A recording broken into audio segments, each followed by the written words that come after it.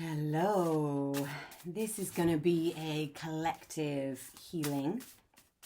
I'm going to use my animal and archetype deck and then also my Mesa, my kuyas, and I've got cards to represent my Mesa healings. So start with the Mesa theme.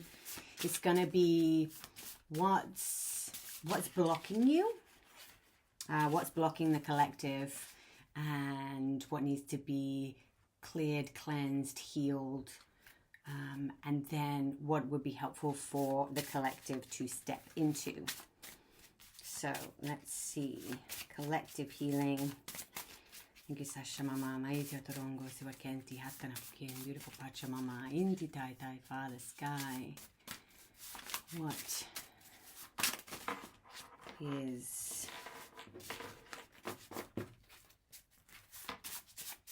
gonna be helpful? What is blocking the collective? What is blocking the collective? What is most blocking my collective that we get to clear and cleanse? I think it's mystery. Yeah. Nice. Mystery soul retrieval.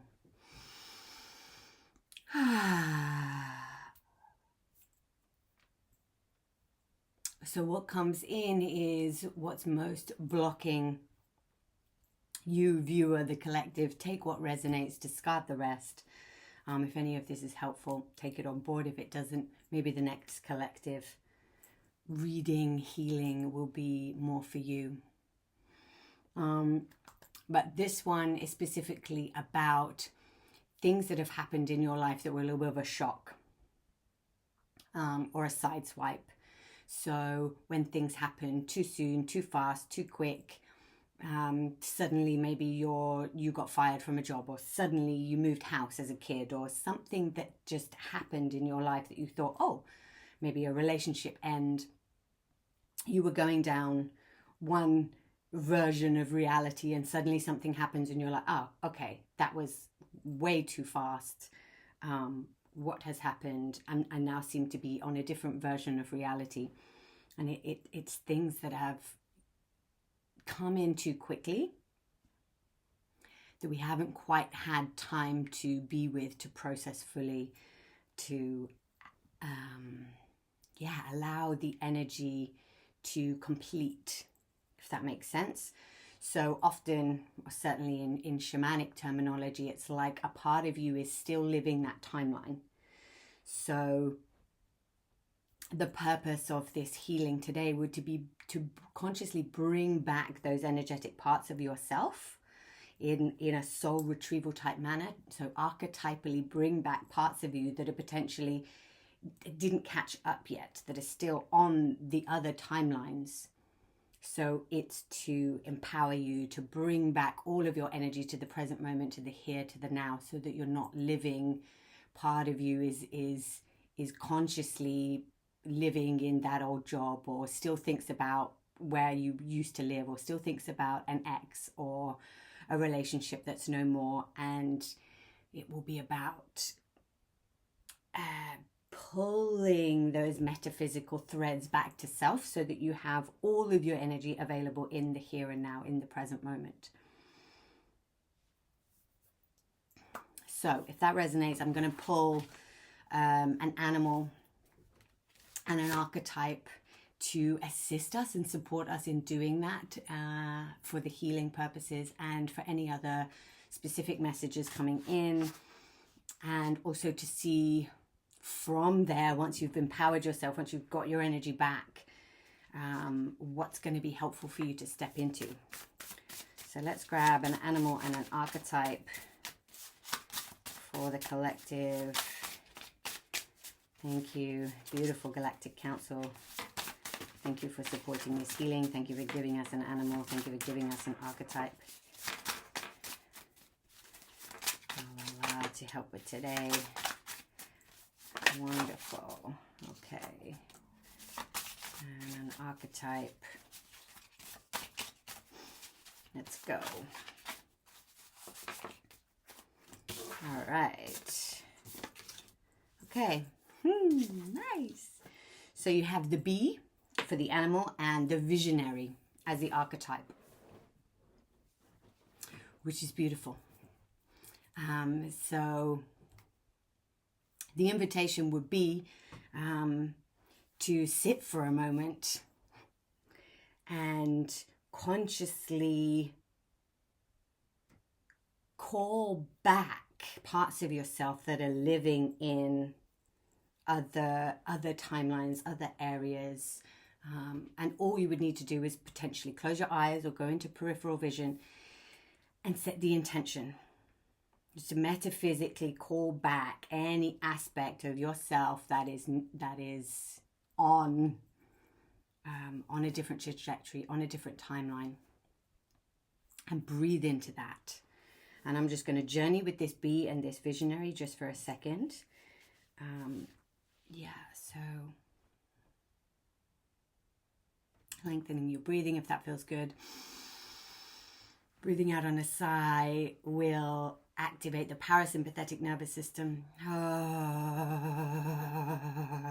It's usually really helpful to come into the body.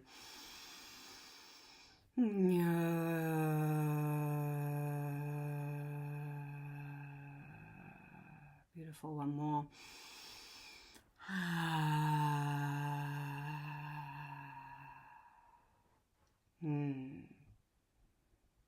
Beautiful.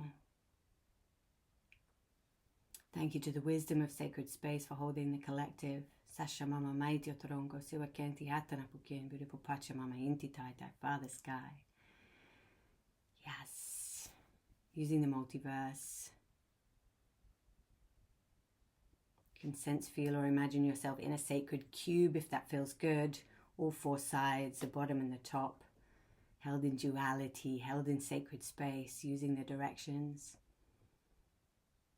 And from here, using the wisdom of that energy, just to call back, calling back and empowering the collective, calling back all of the energy from all of their timelines, calling back all of the energy into the here and now, calling back all the metaphysical energy, allowing them to center in themselves, in the present moment, bringing back power, bringing back presence, bringing back sovereignty, calling back all of the energy that is yours. So no archetypes and energies are lost in the metaphysical, calling back all of the parts of self to self, calling back all the frequencies for your highest good, calling back all of the energies from my collective into the here and now, allowing them to live sovereignty in the present moment. Calling back all the parts of self from the past, from childhood, from things that have happened too fast, too soon, too quick. Calling back all of the energy to the present moment.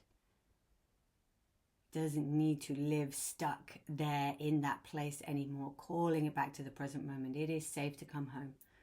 It is safe.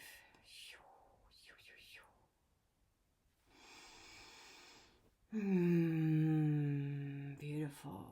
And for my shamanic journey is among you, taking your awareness into space consciousness, which is just imagining yourself in the space, in the room around you. Literally, you are the space. Fill up the room. Imagine all of the space around where you are right now. And then from here, sense, feel, or imagine yourself in a beautiful place in nature. You can flip through different places as if you would recall memory.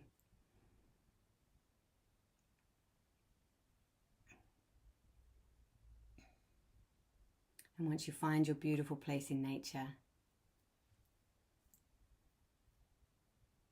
sense, feel, or imagine that you have two doorways ahead of you.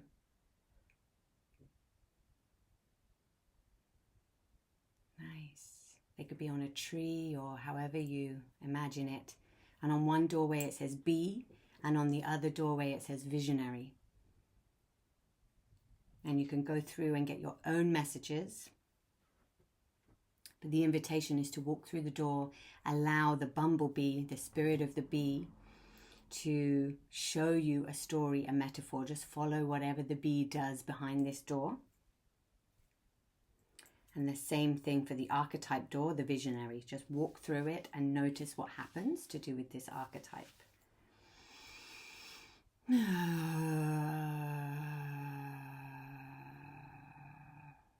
Beautiful.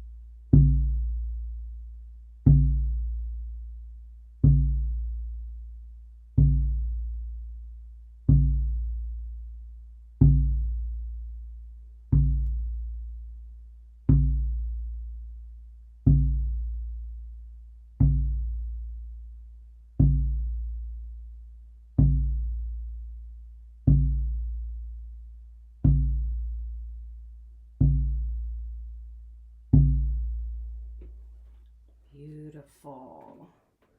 If you need a little bit more time, you can go through the doorways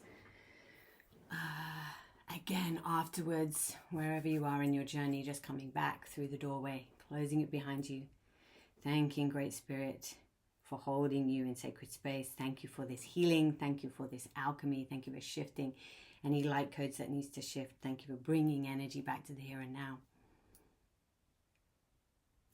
Nice. And the message from the bee was that of exhaustion. This bee was like going and going and going and going and going and going, and it was trying to keep going, like flying fast and trying to help. And it was like getting to the light type thing. And it was exhausted.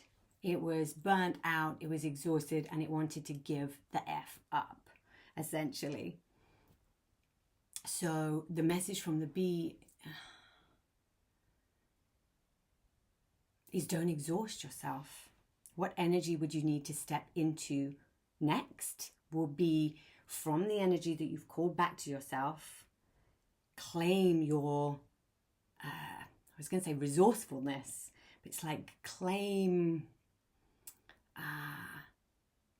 your cup being full up. Claim your time in nature, your trust, your gratitude, your spaciousness. Yeah. It's like don't exhaust the worker bee, and to be rather than exhaust the bee. Da-da-da.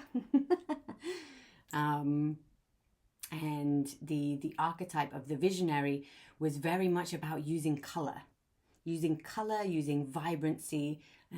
This visionary it was like lots of tall buildings, but they were all super kind of colorful, a little bit sort of psychedelic. And it was like, here is the grand version of New Eden, and it's colorful and it's light and it's bright and it's happy and it's joyful and it's playful. There is nothing that he needs to prove or to do or to be or to push. It was very much an energy of happy, vibrant, but that coming from a place of like, coming from a place of presence, let's say. That the present moment invokes the visionary, the happiness, the color. So for me, the invitation or the message of what to step into would be coming into presence and aligning with vibrancy and I guess like feeling passion or vibrancy in self from the energy, from the life force that is sovereign to you, that you own, that you've brought back your life force. And all there is to do is to enjoy that life force in simplicity, in humbleness, in maybe put more colorful clothes on or use color in some way. Yeah, maybe it's colorful makeup or colorful top or colorful something, just for a few days to re-imprint this visionary and to top yourself up with color and happiness, and to make that a priority over, yes, we've all got stuff to do, but maybe it's just about prioritizing color and happiness. So it's like, I'm gonna dress colorfully and play my favorite song and dance in nature for 5 minutes before I do my mum tasks. Or my joy alarm is another one that's really, really helpful, and that I often forget, that it's like set 3 alarms on your phone, and when they go off, have it play a really vibrant song. And it's like, okay, 2-minute break, go out in nature. Just feel the vibrancy of the song flooding through your body, just to put you into that state, and then continue doing whatever you're doing, because life gets a lot. And for me right now as well, the collective energy is a lot to be with, a lot to deal with. So again, these are total invitations. It's kind of like the caveat to this is, I don't like it when people say, oh, just concentrate on something positive and it's all down to you. It's like, yeah, no, that's not what's happening. And any messages that kind of come through, it's because I want to take my own personal responsibility and say, it's because I need them as well. That I'm human, I'm doing this journey with you. I get totally swallowed and swamped by the collective energy. And then you listen to things online and it's like, oh, just be positive, or just do this, or just set a joy alarm, like, I'm doing that already and I'm all good. For me, that's not the case. And for me, the collective is really struggling. So that's probably why there's more messages of people attempting to help, but they're only coming out because I think that individual recognizes, actually, I need to take note of this for myself. And then if I share it, more people will do it, rather than you assume the people that are sharing these messages of things to do have it all sorted. And then you kind of compare yourself and put yourself into a lax state of like, how come they're doing it and I'm really struggling? Just want to call out the fact of the struggle is real for everyone. Even if it's advice givers or tarot card readers or gurus or healers, for me, if the advice is coming from somebody, it's because they need it as well. So please don't assume I don't need to take all of this on board and that I'm sorted. I feel the collective energy at the moment in a massive struggle. So I get it. It's not as simple as setting 3 joy alarms and putting on something colourful. I do get it. It's just, these nuggets that are going to hopefully help once they're stockpiled, right? And it's our responsibility as a collective to all put our pennies in, to all put our responsibility in to shift as a collective. Because there's the individualized, it's my conscious experience that I have sovereignty over, but I'm also part of the collective. And sometimes the collective energy just swallows me, and there's nothing I can do as an individual to kind of shift that, because the collective energy is bigger. So, yeah, go gentle on yourself, go easy on yourself, be compassionate with yourself, love on yourself. Yeah, be soft and smooth with your body. And